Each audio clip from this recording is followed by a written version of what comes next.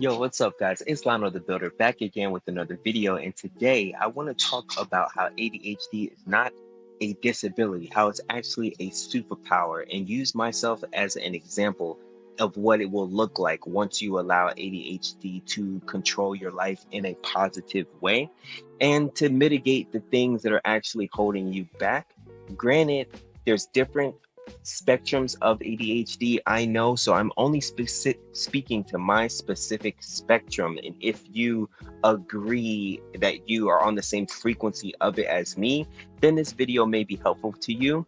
Even if you're not diagnosed, even if you don't even believe that it's real, there still may be some helpful tips in here. But just to let you guys know a bit of my story, I'm a software engineer who was diagnosed with ADHD when I was in fourth grade. I, long story short, I basically forgot that I had it and went around doing all sorts of other different things. I worked as a photographer, a videographer. I moved to LA. I grew weed for a little bit. I worked for a famous artist for a bit. Then I was a truck driver, and which, as you know, that's what we do when we have ADHD. It's very hard for you to stick to one thing. Now, that is still an issue. Right now, I'm organizing a tech conference. I'm working on the team for a K-12 conference. I'm organizing a hackathon. I'm part of the Change Makers in Residency program here at Assembly, where I have full access to this building and am encouraged to throw events here as well. I have a YouTube channel, Discord community, school community, and we also do coding classes here. We have Intro to Web Development on August 1st, and I have Code and Chill August 5th. But basically, what I'm trying to say is that once you master the art of having ADHD and are able to tap into the flow state on command, pretty much whenever you feel like you know when it's on and you know when it's off. I would say breaking things into small tasks is the first huge step that I'm going to throw out there. Making to-do lists and using the Pomodoro technique to then work on that to-do list to set a timer, basically to like 25 or to 50 minutes, however long you're going to work once you get tapped in. Try as hard as you can to reduce distractions. One of the worst things is for us to be distracted once we start working on something. If you're able to start working, you can then tap into your hyper focus.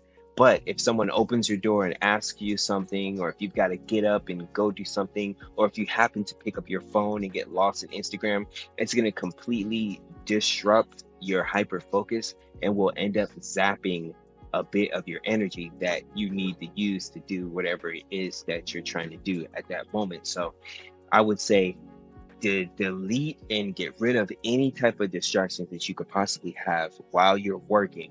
Hyper focus in, and then we have the ability to accomplish in 1 hour what it would take most people like 5 hours to do. That's one thing about ADHD. If you have noticed as well, that I would say we have problems being late to things. Awesome, right? Oftentimes, right? It's like a time blindness issue that they call it, where it's hard for us to use time as a motivator unless it's our last minute to do something. And I've kind of used that to my advantage as well. If I know I have to have something done by a meeting on Monday, for example, I will procrastinate my butt off, unfortunately, most of the time, and then but know that I'm going to get it done when I wake up before the meeting or Sunday night. Now, the whole reason in breaking things up into a to-do list and then outlining it that way is so that you avoid waiting until last minute, and you're able to spread it out longer. But if you know that you're that good with the last minute stuff, I would say it's okay. Do whatever you're doing as long as you're not wasting time. Make sure that what you are doing is still productive to your overall goal.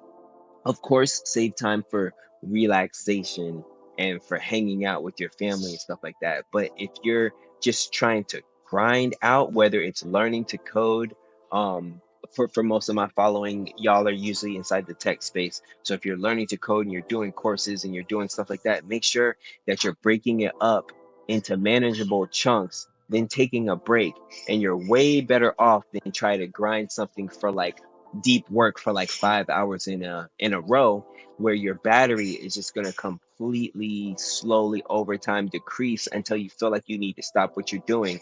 What I noticed about the Pomodoro technique and working in sprints is that for 25 minutes I'll grind, and then when it gets down to that like 5 minute break, I feel like I get a nice little recharge. I'll go outside, I'll stretch, I'll go for a walk, and then I'll get back to it, and I'll be hyper focused on when I come back. So, but let's talk about our strengths as people who have ADHD. We're fast thinkers on our feet. You know, we are usually like very, very funny and entertaining people as well. That's why they say that like streamers make great people with ADHD make really great streamers and content creators, right? Um we have crazy energy and in enthusiasm as well when we're on. Now, we also feel emotions stronger than most people though. So our highs are that much higher and our lows are that much lower. So mental health and meditation is extremely, extremely important to be able to pull yourself out of the lows, and then also to be aware and to be able to control it when you are at that higher point that you know as well. Meditation, I gotta say that again, that is the biggest help. It's like a safe haven that once you do this regularly, it becomes like a safe haven that you can tap into on your own whenever you need to pull you out of the funk. I'm also going to give you guys another technique that I can't remember where I learned this from, but it has been extremely helpful because as you know, a freelancer with ADHD, as anybody on this planet, I would say your mind is everything. So being able to halt, HALT, when you know that you're getting like down, when you're feeling lower than you normally feel, or when you're feeling lower than you need to feel to be protective, you're going to want to halt. And what does that mean? You ask yourself, you stop and you ask yourself, am I hungry? Am I angry? Am I lonely? Or am I tired? Because it's going to be one of those four things that are bothering you most of the time when you're feeling drained, when you're feeling brain drained, when you're feeling like you can't focus, when you're feeling brain fog and like you need to stop doing what you're working on and do something else and chase dopamine somewhere else, because they say we have a dopamine deficiency. So when we go to work, we may be easily bored, right? And you feel like you need to get some dopamine, and what we do, we'll like go smoke or drink coffee or play video games. When instead you need to analyze yourself in your mind, and if you're hungry, go eat. If you're lonely, go hang out with somebody that you love, go get a hug or something. If you're angry, you need to chill out, realize that you're angry. And if you're tired, go get some sleep. Don't do those like overnighters that we all tend to do. Because what you're paying, the price, the juice isn't worth the squeeze, basically.